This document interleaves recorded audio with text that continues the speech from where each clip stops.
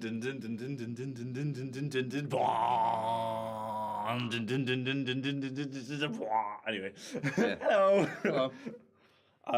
This is our documentary. So the introduction is, in this documentary, we'll be discussing multiple factors in the sci-fi genre and what ones it uses. Yes, the publicity and marketing strategy for the film. Mm-hmm. So, advertising. Social what media. does sci-fi use? Sci-fi advertising uses an awful lot. Carry on. Okay, and then forums, fan base. The uses of posters and billboards. So for advertising, social media, which would be Facebook, Twitter, even Netflix itself. Yeah. It's just a fact of them posting stuff about the movie, like the posters, the trailers, and doing it all through social media and advertising. Yeah. Reviewing. So, like, this is reviewing, obviously, the films and those kind of things. So we'll go straight to IMDb for this. Yep. So obviously that is like... So how do the sci-fi genre use IMDb for their reviews? Well, obviously they're on the site, so they're using that as one of their primary sources of showing off, like, who directed it, who starred in it, and all those kind of things, what happened. And then they've also got those little, like... Metascore or whatever it is. Yeah. And what are they called? Like, there's little fun facts. And quotes. Other fun facts, yeah. Yeah, I can't remember what they... You learn more about the movie. Yeah, so you learn a little bit more about the sort of the movie, the budget that was made to actually, produce the movie, all those kind of little fun. And you also get all the audience responses, what critics thought about it, and just overall scores. Yeah, it was pretty cool. Yep, pretty cool. Again, YouTube. Yeah, YouTube people, Film Riot, Film Slate, all Film them lot. Slate, yeah. They all show behind the scenes as well sometimes. With documentaries of everything that happened in the movie, like the BTS soundtracks, how they made soundtracks, how they even shot the film. So for like Elysium, they even had it on the Blu-ray disc. Yeah, like 40 minutes long of behind the scenes footage, where it was just interviewing like the director and those kind of things that for someone who is a massive fan of the sci-fi genre would watch. Yeah. So having them behind the scenes is good for reviewings as well. Yeah. Because then people can look at that and understand it better, and then go, I'll go on IMDb, give it a thumbs up. Yeah, 5-star. Score. Yeah, chat shows. Okay, so obviously this is like Alan Carr, Graham Norton, Jonathan Ross, those kind of shows where celebrities, like film stars and like directors and stuff, will actually go on and talk about the films that they've made or an up-and-coming movie that's like said to release in the next couple of weeks or something, and just show a brief clip of it, try and promote it a little bit that way. Yeah. And it's also like their own personal experience on it. Yeah. What was his name? The guy, Commissioner Gordon from Batman. Oh, yeah. Like, he was on, and he literally went completely off topic, started talking about how he was the voice for, like, game stuff as well. Oh, really? That's pretty cool. So you just learn more about the person. So, yeah, the life aspects and stuff. Yeah, that's quite cool. I mean, I remember... you learn more about the characters in the movie. I remember Quentin Tarantino being on Graham Norton and just sort of hearing about his life and, certain like previous things that he's done and those kind of things I didn't know. So that's good for the marketing and publicity. Yeah, I think that's cool. For the film. Because that way you sort of engage the audience a little bit more on a personal base. Yeah. Whereas a film's very professional. As soon as you get to know one of the actors, you'll like them better for what they actually do. Exactly. That's why I've got such a big fan basis over Johnny Depp, because he is such a laid-back, chilled-out guy who just wants to make films for the fun of it, not because he's a douche. And he's hilarious. Yeah. Okay, so that pretty much covers chat shows. I mean, there's other things as well, like I've lost my thing, like YouTube as well, like talks like with directors and things like that. Because what's the company? Like all the red carpet stuff, they just interview people. I'm sure and they show it up. Like the cinema people, the M&M people that they sponsor, M&M or whatever. Yeah. The M&Ms, I meant. M&Ms. Not Eminem. Not the singer. Not the rap singer, star. The food. The food, yeah. What Scott was eating. Yeah. But yeah. But yeah, it's just stuff like that. Yeah. Ties in with the audience. Yeah. Okay. So production tie-ins. That's a good little analogy. Ties in with the audience. Synergy between companies. Synergy. Yes. Okay. So you got obviously. You can talk about Man of Steel in a bit. Say again. Talk about the whole Man of Steel thing. Oh yeah, sure. Well, again, like Man of Steel is obviously massive product placement, and you can you can pretty much tell the story through the product placement. So, for example, like he starts out at the 7-Eleven, at which point he needs to run over to the IHOP, and then pick up his bottle of Pepsi. At which point then Lois Lane then takes a picture of Superman with her Nikon camera, and then shows off the digital zoom factor. It's just ridiculous, like the product placement. And it's even like the specific shot as well. The only thing in focus is just Nikon, like on the camera. Yeah, she's quite close, and it's just like it states Nikon right there. Like, it's like full frame almost. Oh right, it's Nikon. And like on the big like silver screen, like you see that it's like ridiculous. So it's good product placement and synergy. Elysium used. They used because obviously it's a science fiction futuristic film.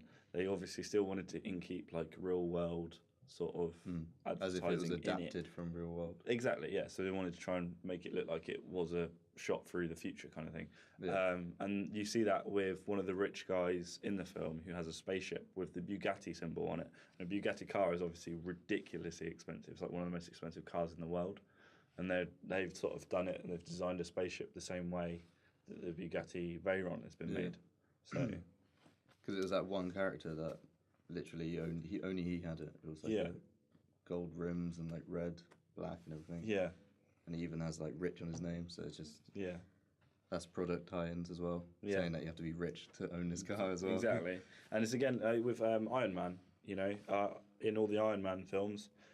Tony Stark always drives Audi R8, and that's an expensive car as well. Yeah. So there's always like clear-cut product placement that you can see with cars, because no matter what car is in a film, they have to get permission to use. Yeah. If they're gonna obviously shoot. And even like with Iron Man, it ties in with like the whole Avengers thing. Exactly. And there's like comics for that as product tie-ins. So there's comics, there's cartoons, there's obviously the Marvel Avengers. Like action figures and stuff. Yeah, there's the action figures, and then there's the film franchise. So you've obviously got like Iron Man 1, 2, and then before the third one came out, they released Avengers, which was all of them, and then they span off like with Team America, Thor. So there's like going to be a Hulk to film. even understand the Iron Man franchise, you have to watch the other ones. Yeah. To understand it all, so that's a good synergy between the whole movies. Yeah, because in the same in Captain America, there's loads of boxes like crates with Stark written on across to the side. Yeah, and it was obviously Tony Stark's father's company that he started, so it's obviously that. So it ties in really closely with all that. Yeah. Okay. Premieres. Right, where are we?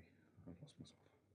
Oh, there we go. Yeah, premieres. Okay, so there's obviously red carpet events where they'd obviously have the press and a load of like audience members taking photos and stuff and even the stars as well. They turn up just to watch the movie.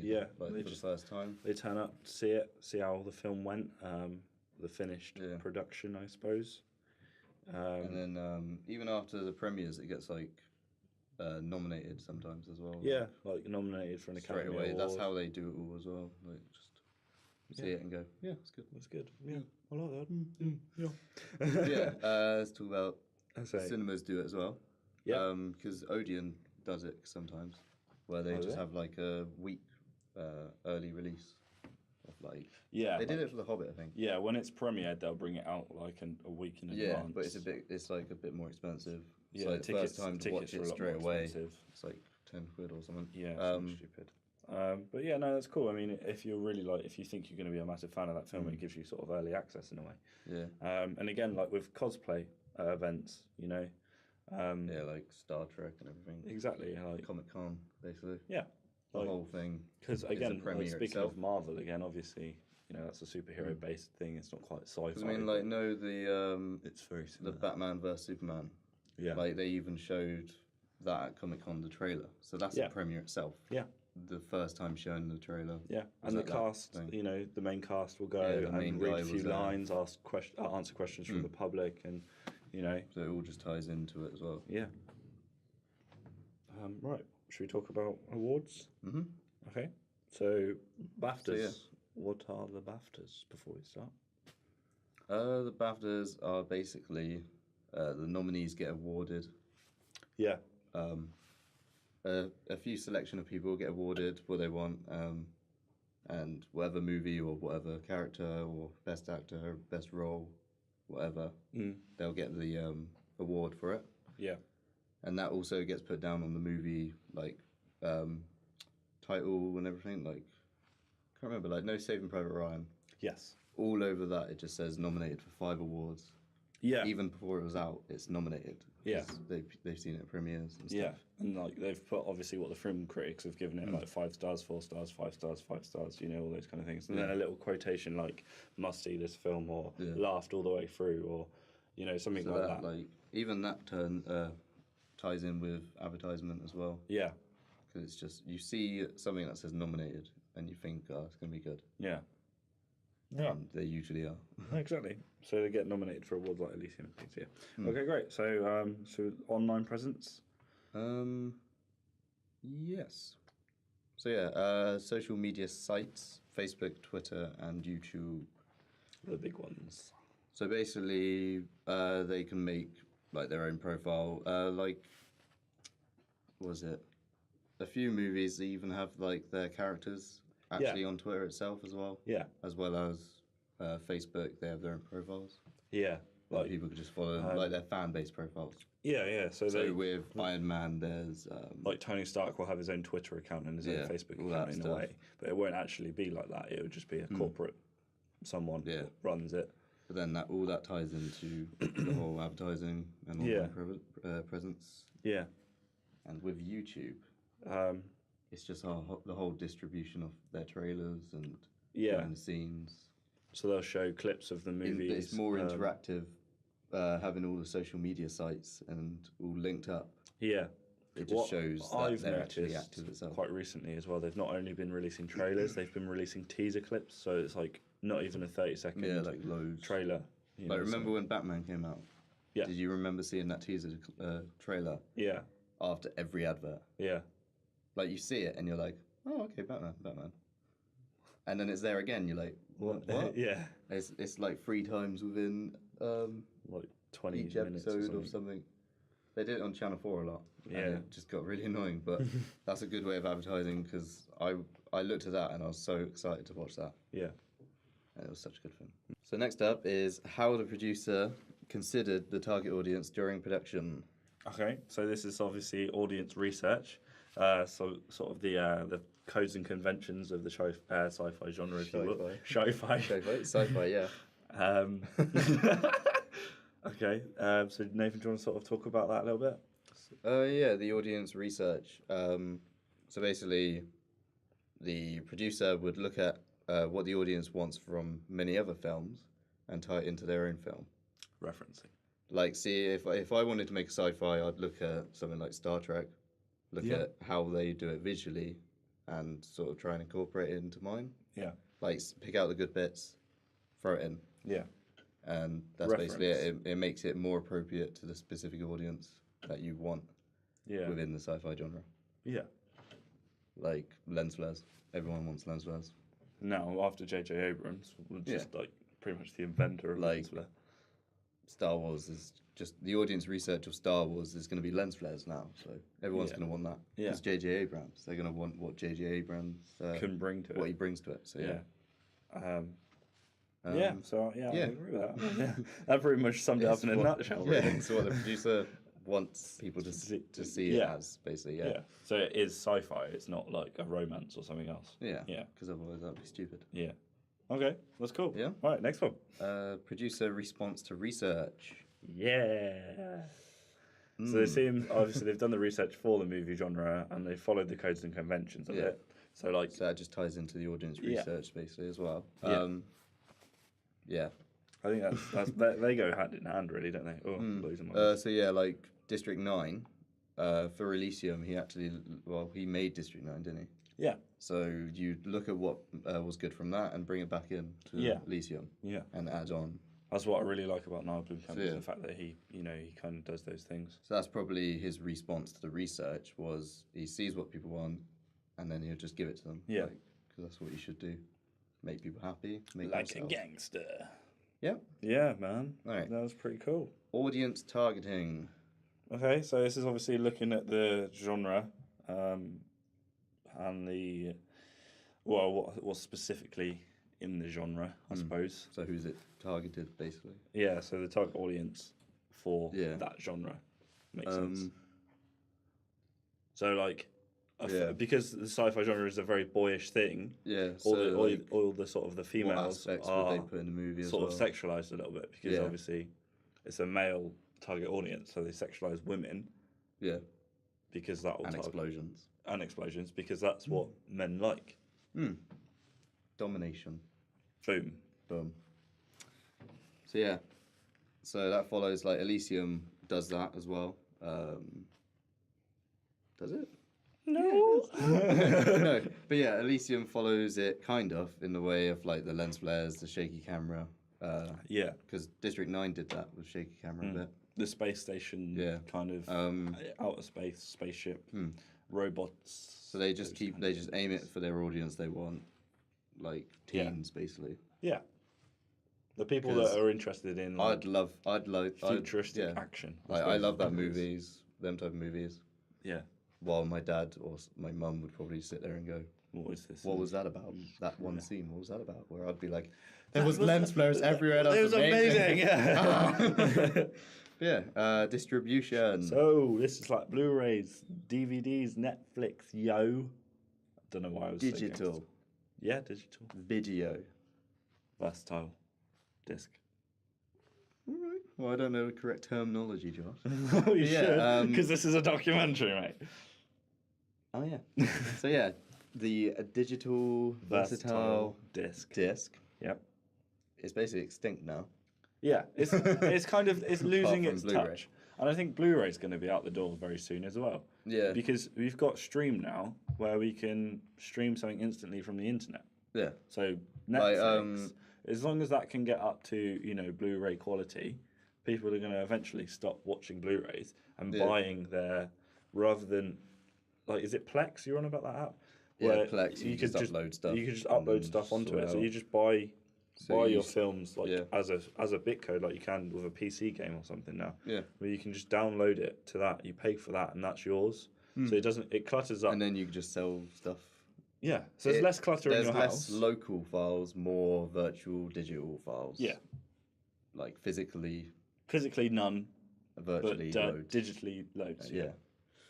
That's basically it. And yeah, the distribution of all of these is done loads. Netflix most times.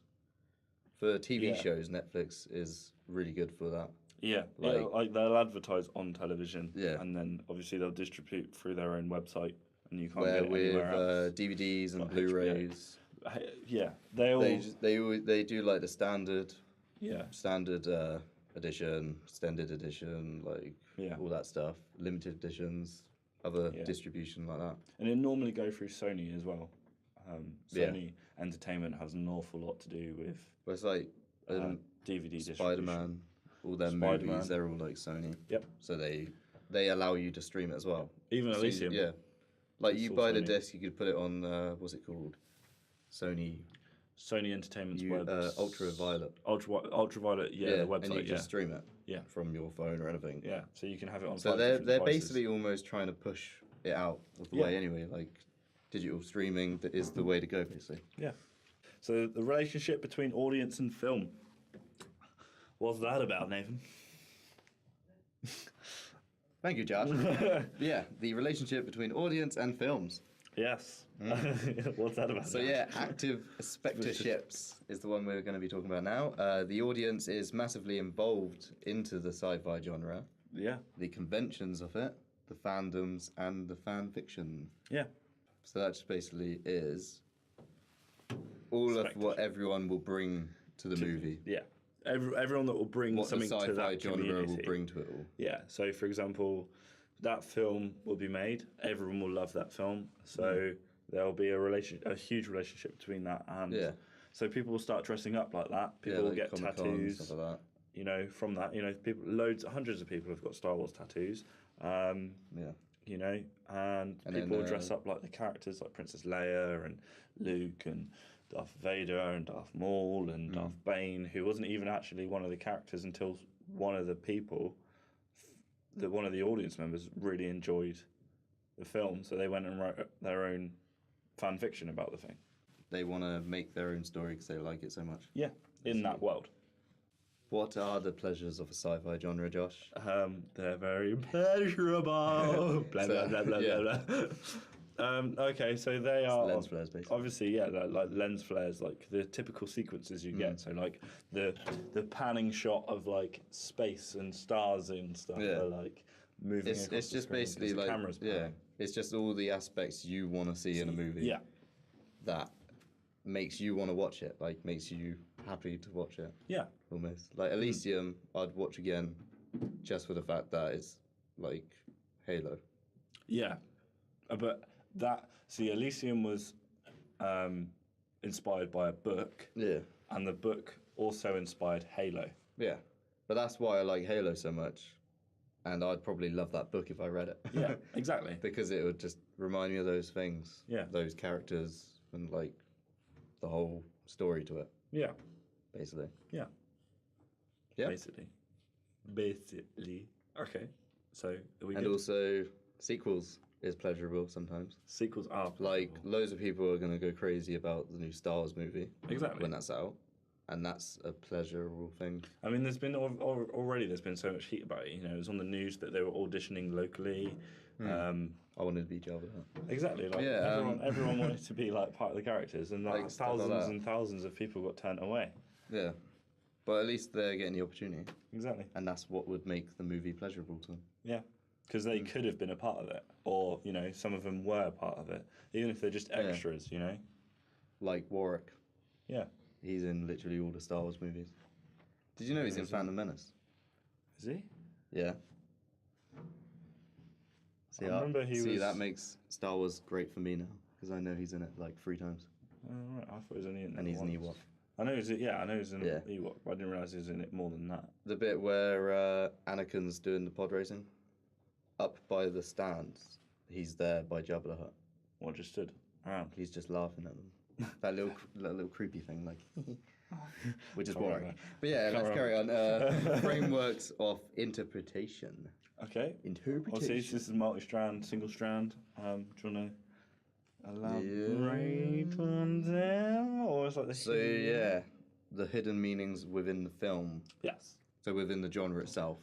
Yeah. So obviously, like, there'll be a clip of something, and it'll be like, for example... It's references, basically. Yeah, so like an alien is getting killed by a white man. Now that's reference to black people killing white men. Well, no, it's the other way around. Yeah. So but either way. Reference to race. Reference to race, yeah. Yeah. That's why Elysium would be that as well. Yeah.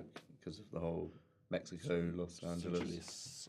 That's a multi-strand. Because you'd look at it and be like, oh... There's a hidden meaning within it altogether. Multi-strand is like more than one storyline going on at once. Oh, so it's single strand. Yeah. But then again, it's multi-strand because it's then Elysium, characters and then back, and then it's like the main. So there's just multiple aspects to the whole movie itself. Yeah. Which ties into the like interpretation of it all. Yeah. So it'd be like a multi-strand film would be like something like Lord of the Rings. I know it's not really sci-fi. Yeah. But you know, it is now. You've got multi-strand. You've got, you know, Frodo, you've got the story of Frodo and Sam, you've got the story of Merry and Pippin. So many characters. Aragorn and like Legolas, you know, they all have their own storylines within like, it doesn't that just film. exclude characters. Yeah. Like there's not like all the important it's not like there's a main character, even though there is, but there's still then there never is sub-main because characters. Frodo was never really Frodo was like, you know, he was the main guy of the film, but but it didn't show it like that. It did, but the journey wasn't just about Frodo. It was about you know Sam, Gollum, Gandalf, those things. So yeah, I pretty much covered it. Yeah, the conditions of reception. You got to sit down behind a desk and answer the phone, because that's what reception is. Yeah. What does the sci-fi genre give the cinema an opportunity to do with their advertising? Well, obviously, they can advertise the film before a film that the audience have gone to see. Yeah. So, for example, Batman could be advertised before, say, The Hobbit. Yeah. Okay. So all the advertisement before films. Yeah. Itself. Yeah. So they could advertise like the full length, like 2.5, 3-minute trailers. Also, huge posters. Big ones. Like especially outside. They've got the cardboard cutouts. Yep. Posters, you know.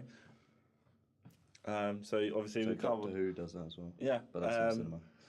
So you can work with the cardboard cutouts and stuff. Obviously, it's almost like a 3-dimensional poster. You know, you see the characters and then the huge backdrop behind it, and you've got do it quite a lot of, like, say, the Lego Movie and things, but they have done it with sci-fi as well. I remember there being one with, I think it was like episode 2 of like Star Wars or something. So. Yeah, and then it's the opening times, like they extend a movie's length sometimes. Well, not length itself, but the time it will be in the cinema. Yeah, because of how well it's doing. Yeah. Next up is Blu-ray and DVD releases. So, the movies itself, the sci-fi genre, whatever movie it is, they will obviously release them to aspects of digital media. Yes. So there'll be the DVD release, which will be, cheaper than the Blu-ray DVD. Yeah. But you will have less content on it and less quality of image on it. Yeah. With the Blu-ray, and again to talk about Elysium, when that was released, they brought out a Blu-ray version with 40 minutes of extended behind-the-scenes footage on it, and it was rendered in 4K. Yeah. And it's like one of the first Blu-rays to be rendered in 4K, which means if you have a 4K television and a 4K compatible Blu-ray player, yeah, it'll just work. It will work as 4K, which is massive now. That's like cinema quality on a home screen. Yeah. And also with Blu-rays, sometimes the Blu-ray gets released first before the actual launch, like, of the movie. Oh, okay. Well, like Google Play do it a lot.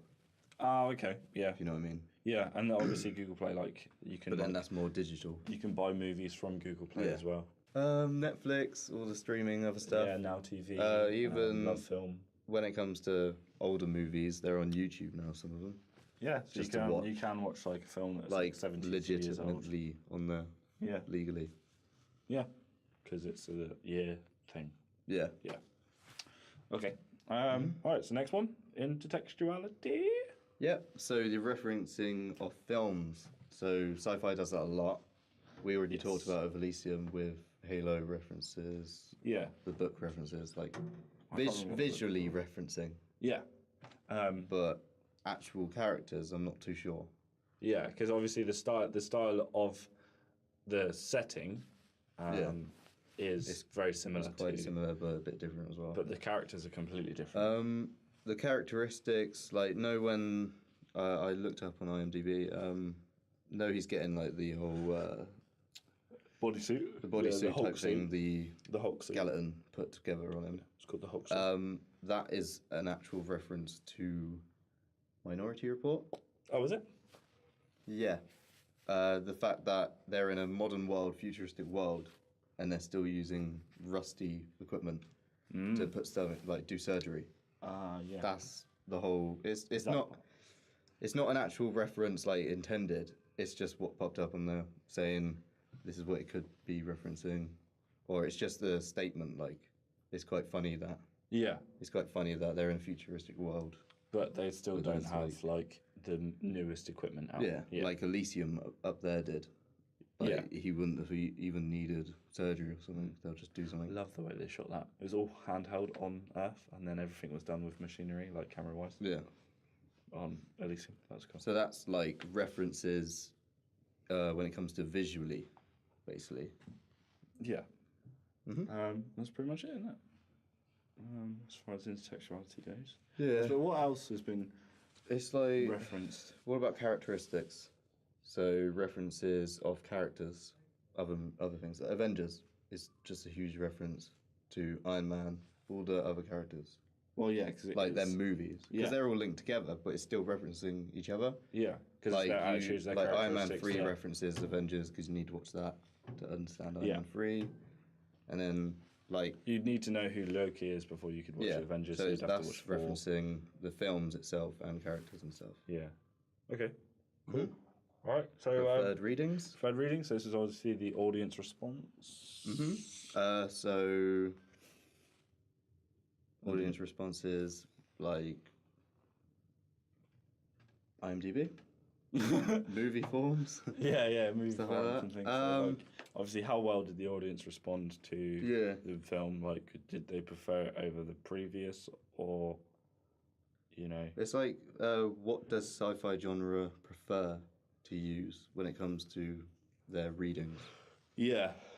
So in there like a movie database just for sci-fi movies or anything like that? Because there's probably one specific thing which sci-fi uses to get its audiences and people together. But IMDb is a good one. Yeah, IMDb is a good one. I think it's a good Go Tomato or something.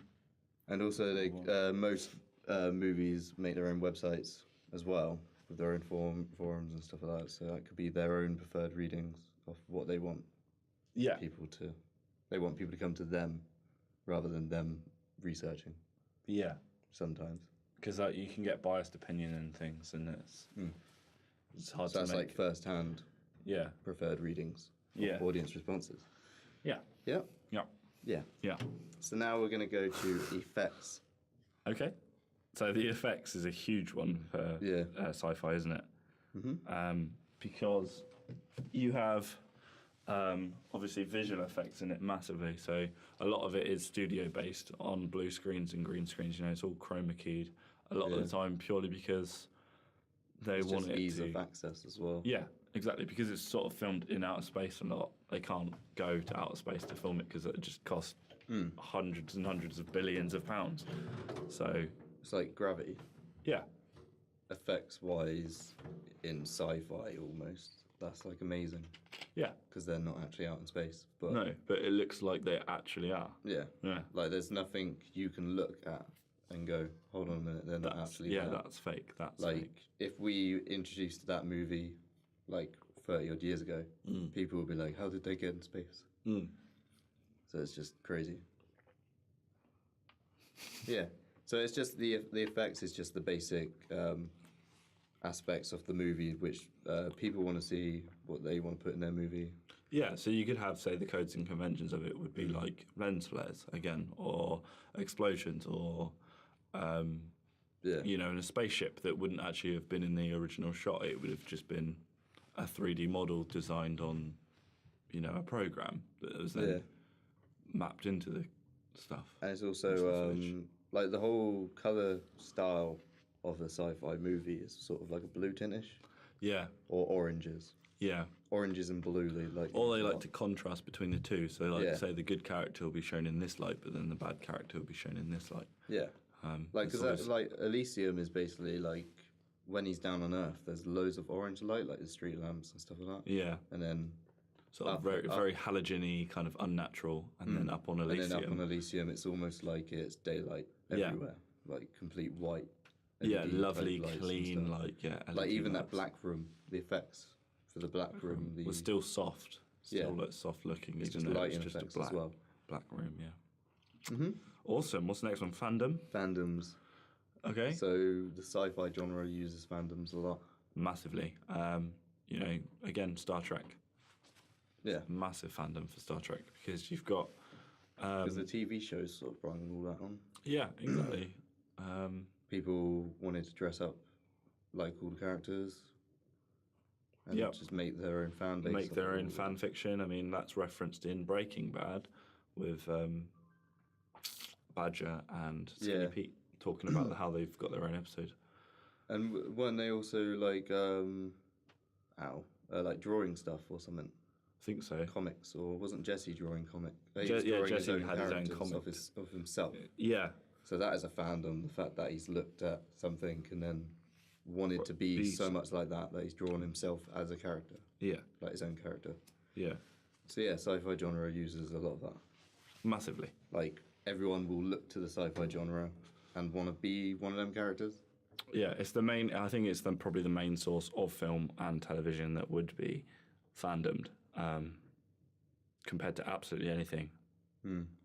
Quite, people like to do it for action films again, but I think it's better for the audience to sort of dress up as, say, a character from Dead Space or something than it would be to say put on a suit and pretend to James Bond. Like, it'd just be funner. It's more. Well, more energy. You don't see someone having like a Downton Abbey convention or something. Exactly, because the target audience aren't into that. There's nothing as big as sci-fi because you can be any character you want to be. Yeah. Because it's fantasy, like fiction. Yeah. Well, not fiction. Fiction. Fiction. See, I'm learning. Yeah. Interactivity. Yes. That's basically that.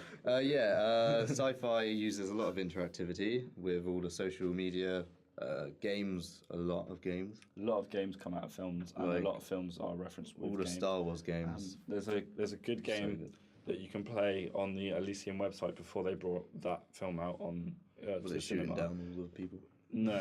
Where cool. You basically have questions, and it's like you're applying to join Elysium, like to actually get up there. Oh, right, yeah. And you answer questions to sort of to find out if you're a worthy client. Yeah. To get. So it's like a fake application. Yeah, it's like a fake application. It's just an interactive form of a way like. Oh my god! I imploded. Alien. Yeah. It's an interactive form of like just giving what the audience wants. Because I'd like to just. I'm going to probably look for that. Yeah, if you just type in like Elysium, I'll look for that. Come up. I'd like to just see what it does. Like it's quite good. Even like Facebook does that sometimes. Yeah. So you know the guy that he talks to, it's like his parole officer. Yeah. It's like you're speaking to like one of those guys. All right. You just got to answer the questions they ask you. Yeah. But yeah, like there's loads of interactivity with movies on Facebook. Like they also do loads of them ones like, what character are you in this movie? Yeah, and then the big little questionnaire about that. It'd be cool. Like Harry Potter did that loads. Well, loads of people do that. But yeah, when it comes to games, usually they do have some mini games on the DVDs and Blu-rays. Yeah, sometimes. I remember Shaun the Dead, I think, had one. How did it? No, like the intro scene. I think Shaun the Dead had that as like a mini game. Yeah. I don't know, probably not. But stuff like that you can use. And also just the games itself, like full feature games. Yeah. Like all the Star Wars games were made identical to the story of the actual movie as soon as it was released with it. So then you'd watch the movie and go, I like that. I want to play the character. Yeah. And do it a little bit differently or follow it depending on what the game's like. Yeah. Yeah? Yeah. Yeah, no, I get you. Yeah? Yeah. Because Star Trek made a game as well. And Star Wars. But I've told you loads about Star Wars. But yeah, the Star Trek 2009 game. And it was terrible. But it gave people a chance to play as the characters. I remember that. But it was terrible. But it's showing that they at least want to try with interactivity. It's good for children. But yeah, social networking. We've covered this loads. Yeah, we have covered social networking. Yes, they do it. A lot of characters will have a Twitter now where they will tweet like their experiences or just something that their character might say or something like that wouldn't be on the film. Or there's pages. It's just like it all covers itself what we've already said, really. Like interactivity. No point about it. So we might as well talk about the last one then. Pre and post viewing experiences. Okay, so the pre-post. All right, stop it. The pre-post. What would you think the pre-post would be? The pre-post would obviously be the advertising, the posters, and those kind of things. So like Before the when you movie's see out, the little teaser trailer before the even trailer's released, so you're it's like, the build-up. because recently it's been one like the Guardians of the Galaxy, the new film. Because They that bring out only like a little teaser trailer. yeah, but even that sort of sparked. Yeah, Because it wasn't even mentioned, and then they brung the trailer out, and now everyone's like, "What? What's this? I'm gonna watch that. Yeah. I'd love to watch that." And then they'd obviously watch it, go home, and then it would be the post-viewing experiences where they then judge it. Yeah, sit down and talk Immensely. about it on forums, social media. Yeah, especially like sci-fi fans. Yeah, Because if you're in a group of people, convention-wise, there's going to be like wars. yeah. When it no, comes to this would have happened if this happened. Yeah. Like the whole. A lot of people feel very strongly about certain things in the sci-fi genre. Because I mean, that's just like the viewing experiences. Did it help? Like, did it affect you in any way as well? Yeah. And did it affect the people around you in any way? Basically. Because I mean, like, there's also like do arguments as well, like what would happen different ways and stuff. Yeah. Like so. So if this never happened, like what would have this happened instead? Yeah. Or So that's basically like a post-viewing experience discussion. Yeah. Which forums are there for as well. All I can think of is Indiana Jones. Yeah. That's all I've got. I was actually had that in my mind, Big Bang Theory as well. Yeah. literally, yeah. So. Yeah. What do you want to say about that? Well, yeah. I mean, like basically, like Indiana Jones. There's this the film would have gone exactly the same way without the main character, which I think is ridiculous. Yeah.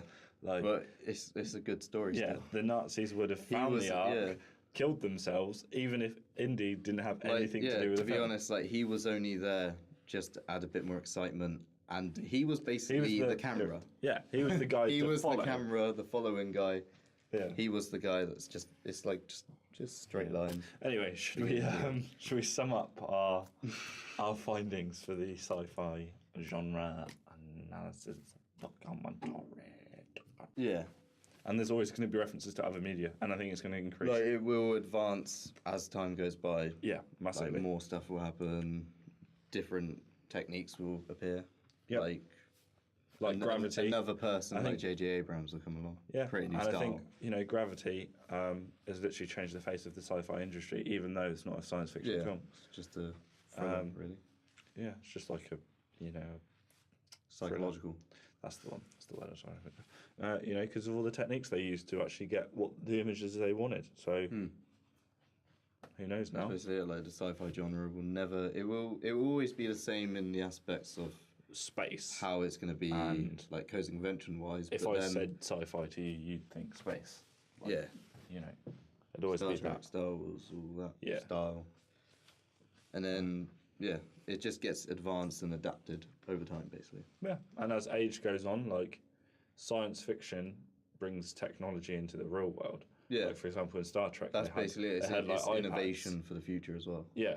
So like when we see a creative film like Elysium, we think about the technology that I have and that could be then turned into reality. So for example, in say 10 years down the line, we might be having chips put into our brains, even though it sounds terrifying, to improve on say driving. Rather than having to learn to drive, we might be able to just download how to learn how to drive. Yeah. Because there's like something on Star Trek as well, where there's like so much different technology that Star Trek, the Next Generation series, they had all the futuristic glasses, the watches, the tablets, all of that, which wasn't available then, but now it's available now. Yeah, like even they had tablets exactly. Yeah. So it's just inspiration. Even the doors that opened and closed. Because I mean, I reckon like if a tablet like that or something, or futuristic sci-fi movies weren't available or weren't ever existed. Yeah. Like if the whole sci-fi genre wasn't there, we wouldn't be as technologically advanced as we are now. No. And we wouldn't want to be going to the moon. We wouldn't want to go to new planets because where would we hear aliens from? Stuff like that. Yeah. So it's just sci-fi genre sort of impacts everyone's life in the future.